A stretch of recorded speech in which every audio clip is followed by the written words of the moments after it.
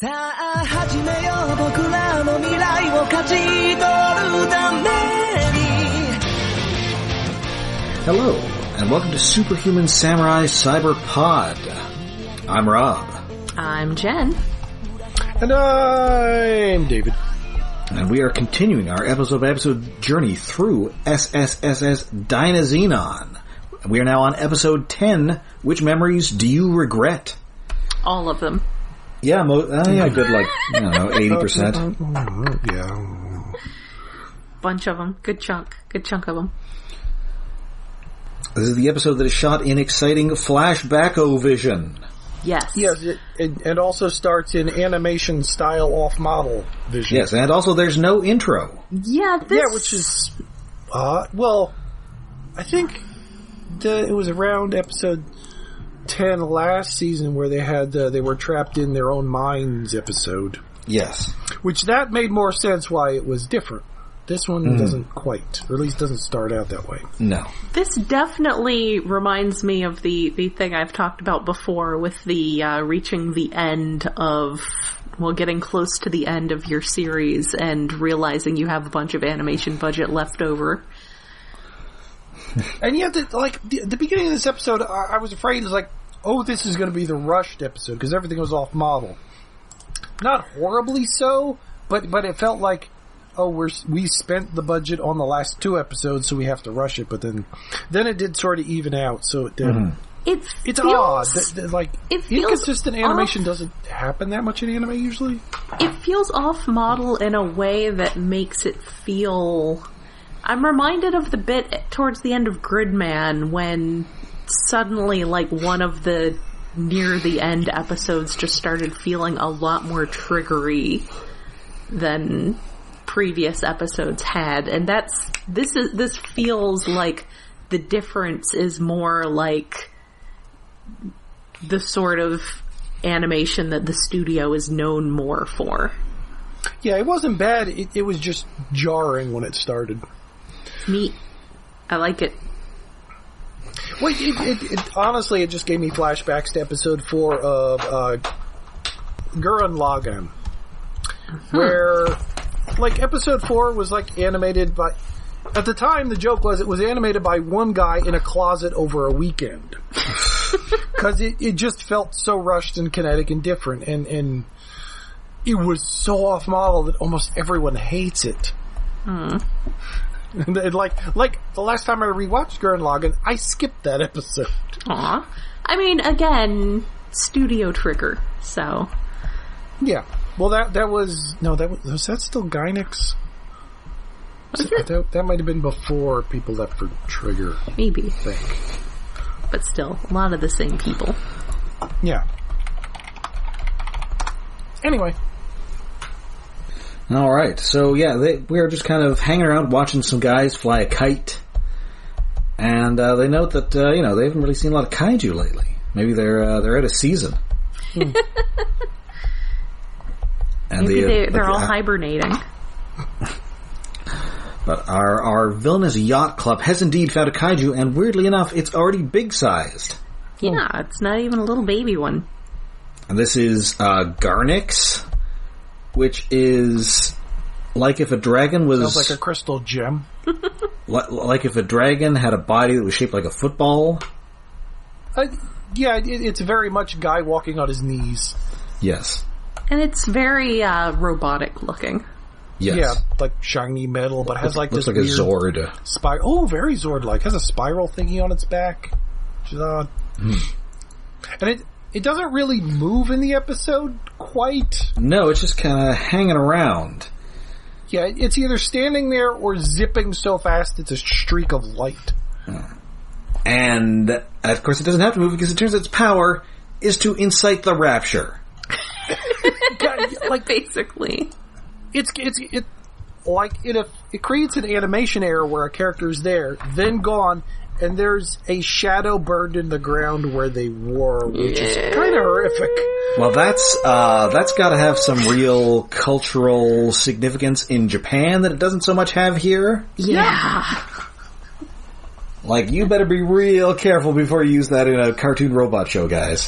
Yeah, well, it's been 80 she hears. This is true. And it's not like this is original. It's stirring up primal horror, in a way. Yes. But yeah, it's weird, and like, first, it pops like, does it pop away all of them, or just... No, it's one at a time. Yes. Because Shizumu is the last one, and then he's all like, well, now at last we can be free, or something like that.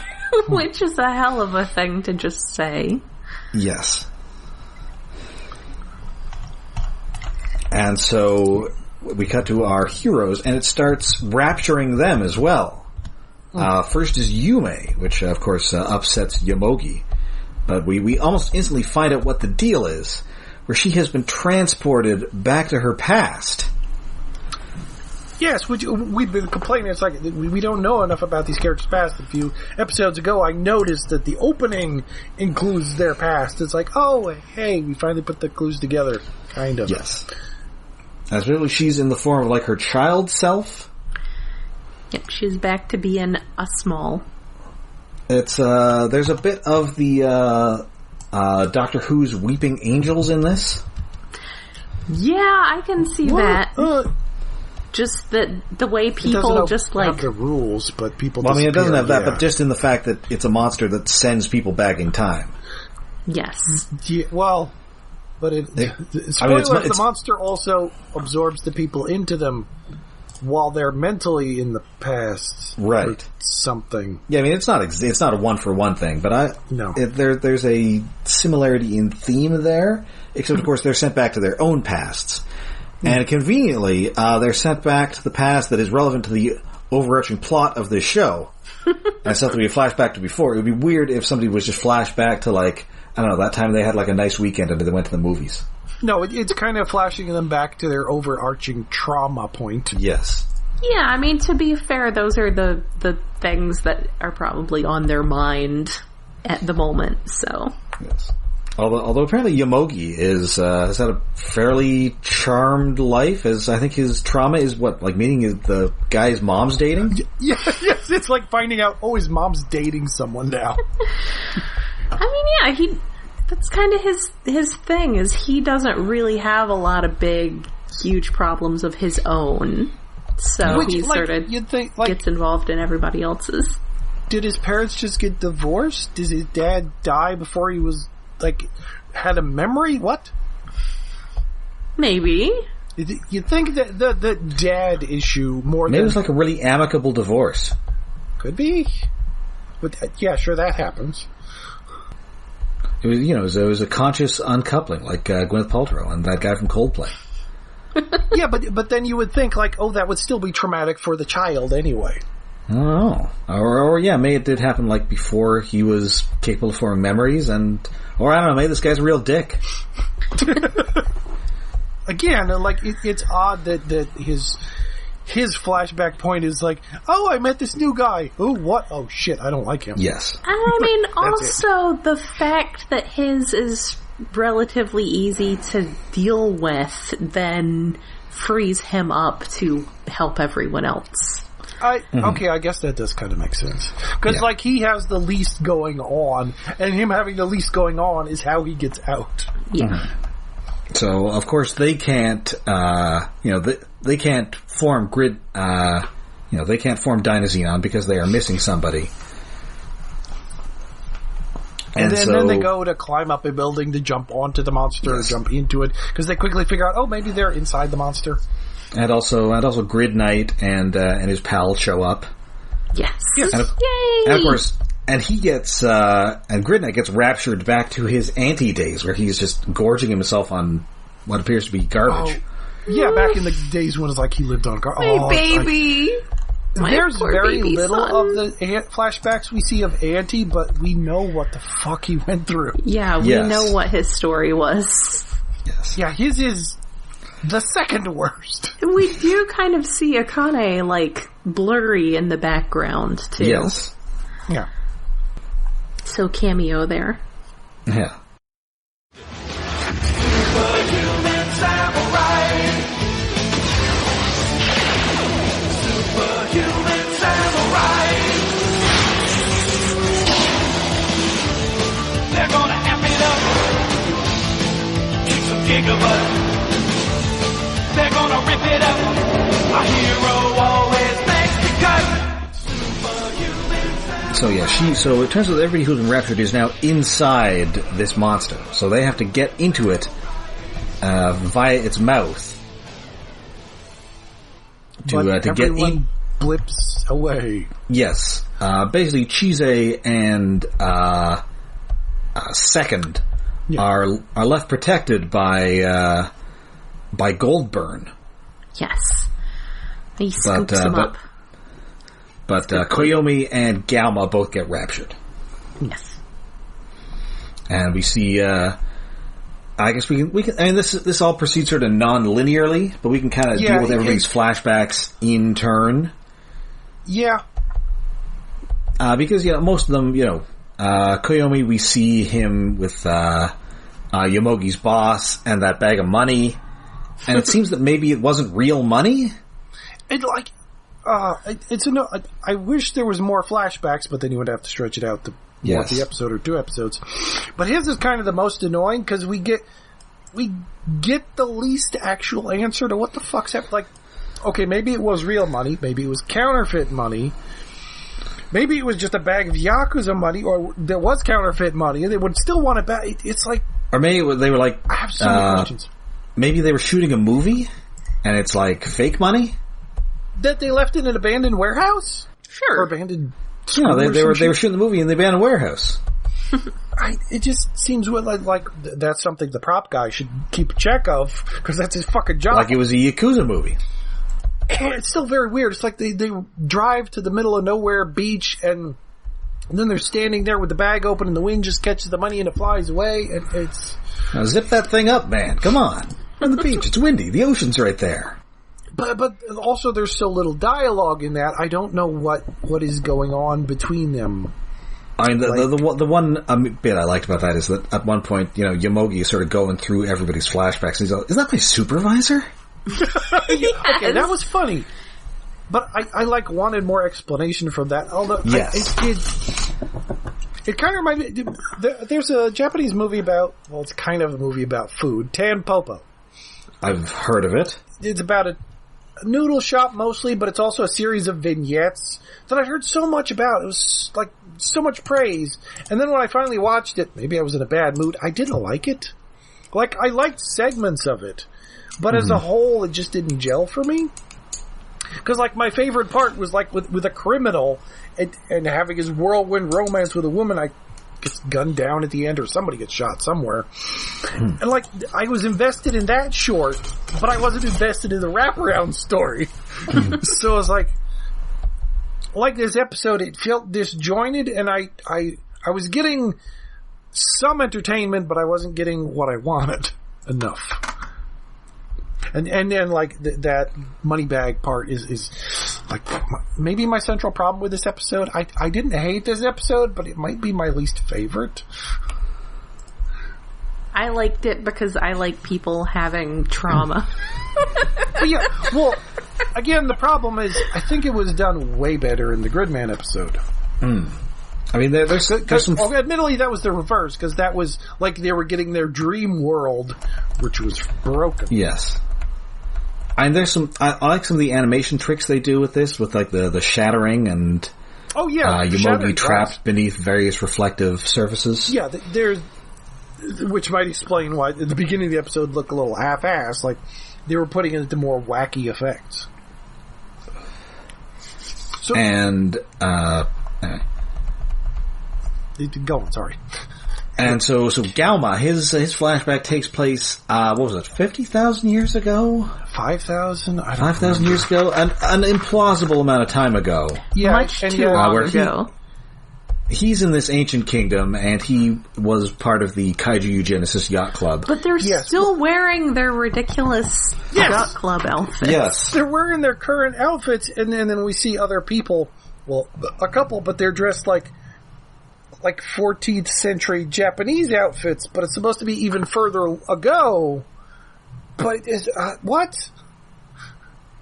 It's very weird. And the Yacht Club outfits, how did they bring them from the past? Yes. They just knew. They knew that's how they were supposed to dress. Mm-hmm. Yeah, Gauma's flashback is confusing enough in an interesting way that it's fine, and also feels like we're going to get more of that. So we see that he's conflicting with these guys because he's taken the princess's side. Yes. And they think that the kingdom is just using them for their kaiju control abilities, and he ends up killing all of them. Yeah, like the way they were, I think the eugenicist was saying that they were going to kill them anyway. Yeah. But Gauma's like, no, but I'm working for the country because the princess, I like the princess. There's a princess. Yes, that is interesting conflict that things are going on and I want more. Mm-hmm. Not what's with the money back. Yes. Yeah, the Gauma stuff is really heavy for him. Also, his seems to skip more chunks of times. Like, we see him first meeting the princess with the eugenicists, and then we see him murdering them. Yes. While shirtless. And he also dies. Yeah, he needs to put on a shirt. It's more of Gauma needing to put on a shirt. Yes. And he doesn't really get to see this princess in his flashback, which disappoints him. Well, no, he sees her arriving, and then it skips to the murder bit. Mm-hmm. Oh, and we see him get his little 6 scar on his face, which I would have thought that'd be more interesting than, he just got scratches during that fight. Yes. Alright, so the main emotional thrust of the episode is Yume, who, and we see, her very distant relationship with her sister. There's no real animosity there. It's just, they just don't have a lot of common, and the one's a fair bit older than her. Yep, she's trying to be friendly, and her sister's just like, whatever. Yes. And then finally she does, confront her, strangely, as a young adult on this, floodgate. Well, yeah, because I forget names. Cliff jumper. Yomogi has now. Yeah. He's broken through, and she says, "Can I have a little more time in here? Will you break the other guys out? I got emotional shit to deal with here." I like how she calls him on Dinah Soldier. Yes. Oh yeah, that's another thing. Like when they go into their past memories, their little robot toy comes with them and breaks. Yes. And they sort of end up getting pieces of it. It's kind of a conceit that needed more time to work with. Yes. I think making this a 2-parter would have been too much. Yeah, but it feels like it should have started in medias res, like you did in Gridman. Yes. Or if the monster showing up at the end of last episode and one of them pops away and it's like, what the fuck? And then skip to this episode, we're already in it. At least cut a few minutes out. So it turns out she just, she's kind of embarrassed about her singing, so she just comes up to this floodgate to practice where nobody's around. And she really had no suicidal intentions, so her death was, in all likelihood, unless we return to this plot, just a tragic accident. Yeah, she comes up to find her and is like, don't die. And she's like, I wasn't planning on dying. Okay, I won't. Yeah, it's well done, but then it feels odd that the subplot has been going on so much and taking up time in the other episodes. And we get to this resolution, which is no, everything's okay. Is this gonna get? Yeah, it is a little I don't know. I don't want to be I wish that things had been sadder. But it does kind of make it feel like that whole subplot has been not for nothing, but maybe for nothing. It just feels like they spent too much time on it because they were doing it in basically every episode. When we get to it, it's a good resolution, kind of. I mean, maybe there'll be more to it, but yeah, it does feel like that was a lot to invest in something that ends up, not being that much of a mystery. Also to the point, I was thinking, wait, are they going to retcon time? Is the sister going to be okay? What? Maybe, but that apparently doesn't happen. No. Unless it happens next episode where she's just there.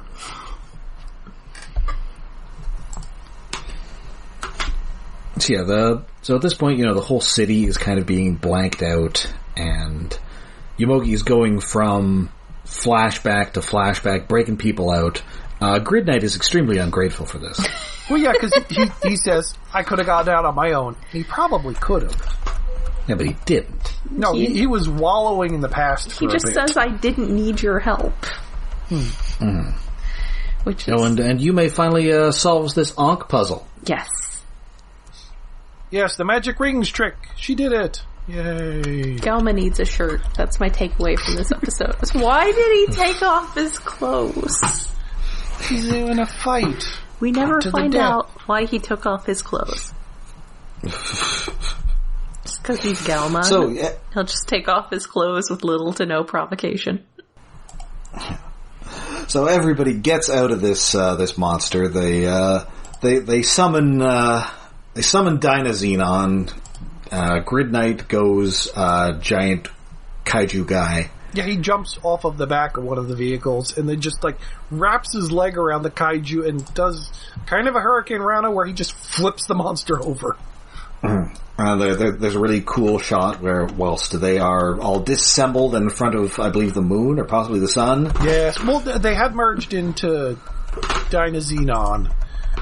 And then the monster dashes through them to break them apart at light speed. They break apart, get in front of the moon, silhouetted, and then they form all together into King, Grid, Knight, whatever it's called. Kaiser Gridman. Yes.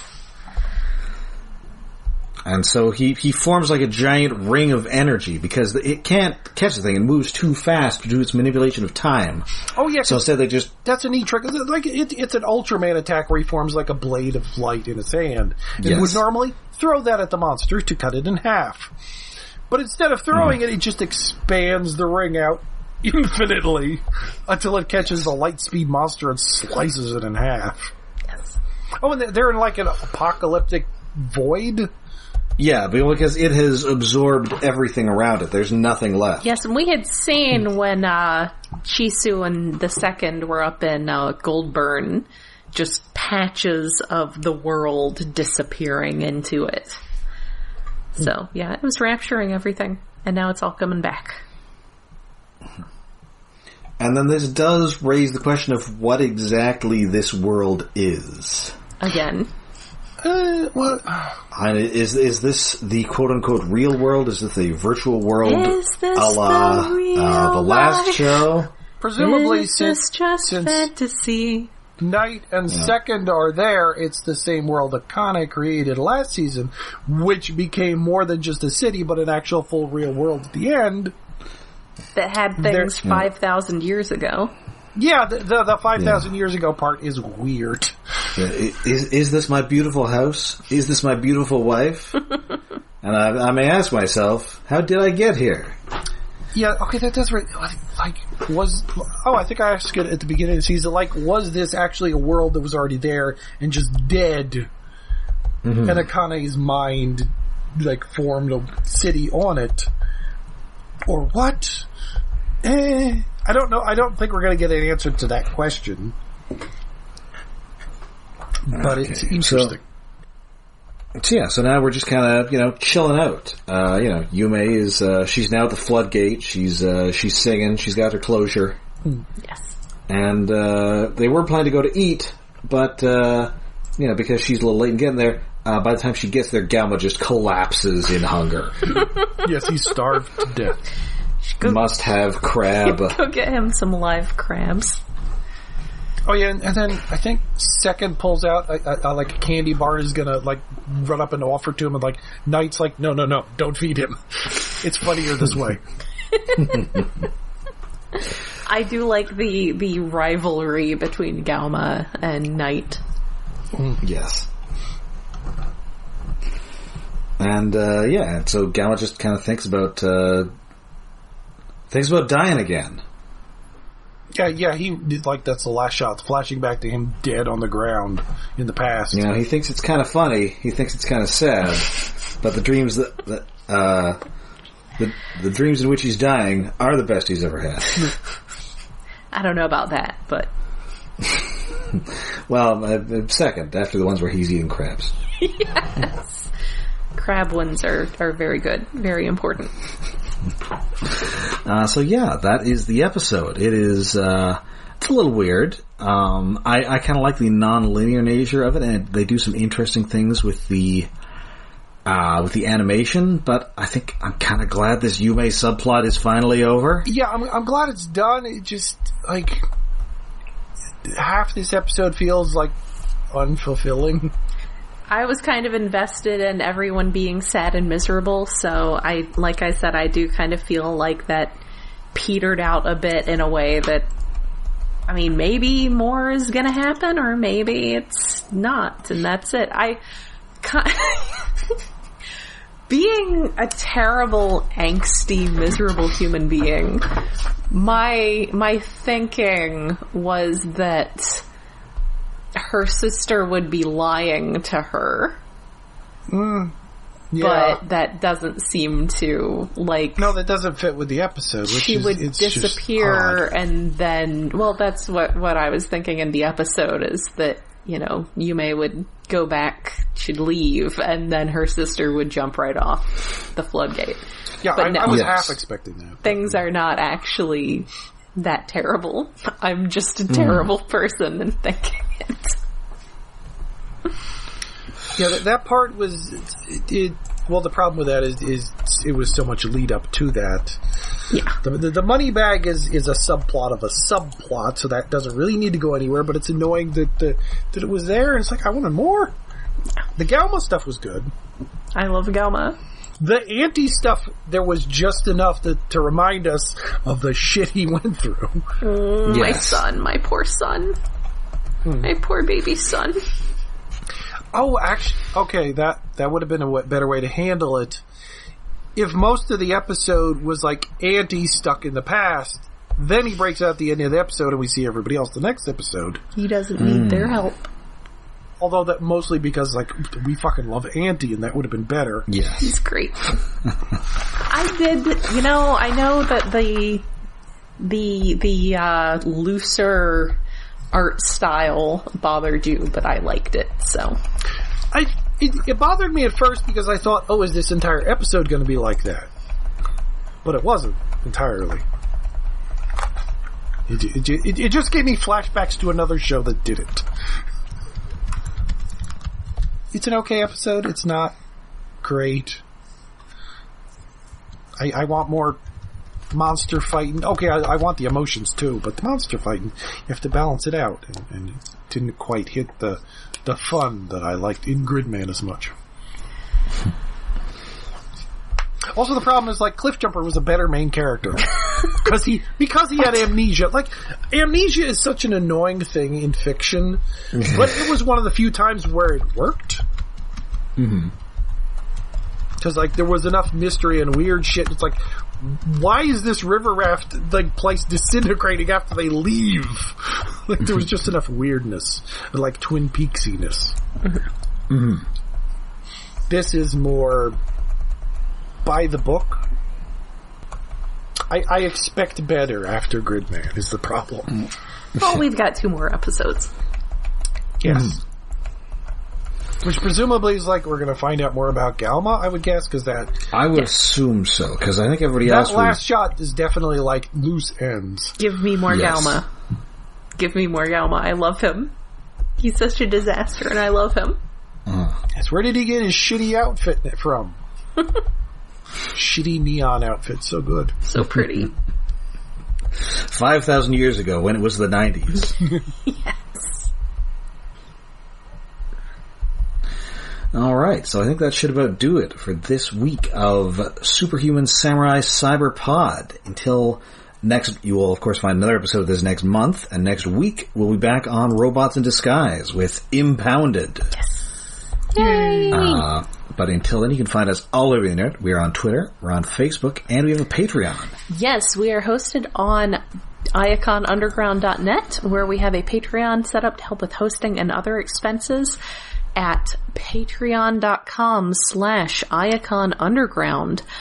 For the month of April, we will be watching an episode. We're I don't know. I'll be honest. I'm probably not going to go. If I didn't go to the theater to see Moonfall, I'm probably not going to go to the theater to see Morbius. So it's probably for the best that we will be actually watching an episode of the 90s Spider-Man cartoon featuring Morbius.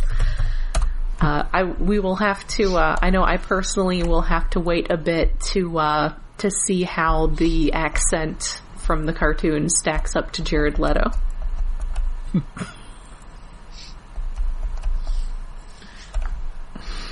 Do we still have a Rob? Did we lose Rob? Yes. Sorry, no, I had a catch in my throat. So yeah, that will do us for this week, and until next week. Well, next month for this show, but next week for the rest of us. Yes. Until then, I'm Rob. I'm Jen. And I'm trapped 5,000 years in the past, I think. Or is it the future?